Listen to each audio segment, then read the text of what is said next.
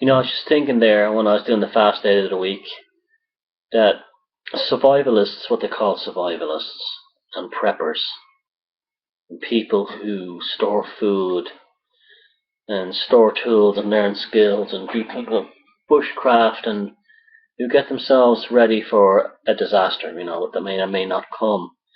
They're actually clever.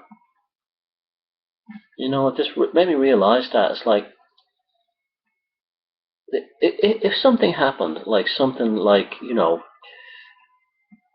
an electromagnetic pulse, you know, an asteroid came near the Earth, or a huge flare from the sun, and it knocked out all the electronic systems, which means everything couldn't start, from trains to cars to planes to nothing would work, nothing, right?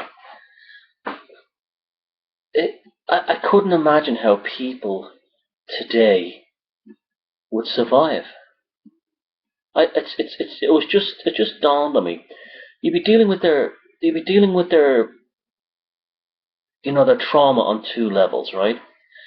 Firstly, the psychological level. How would they survive without their sports and soap operas? Now just think about that, right? Sitting there in the dark, not able to have their kind of like their what is essentially a form of medication that's given to them by the media, psychological medication, right? Then on top of that, right, they go down to the shops and there's no food in the supermarket because the delivery trucks can't come along, and looters have taken the rest, right?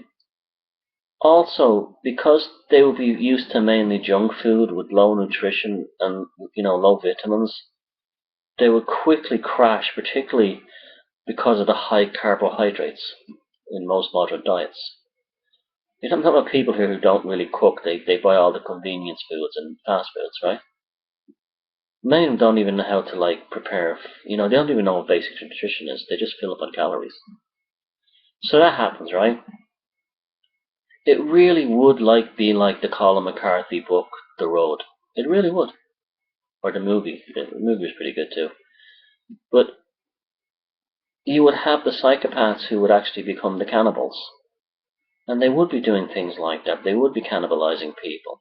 I think people in the countryside would have a better chance of survival once they could protect themselves from kind of invading hordes.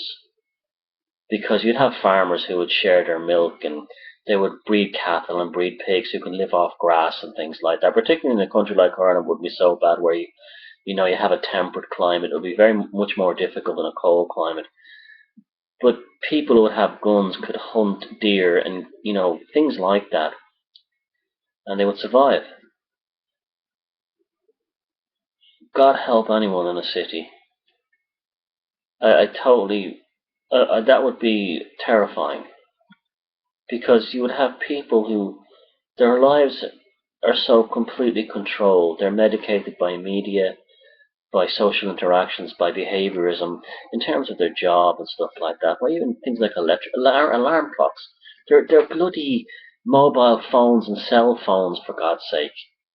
You're talking about an entire bunch of people who would not survive because they wouldn't know how to survive, and they would have, you know, enormous psychological breakdowns.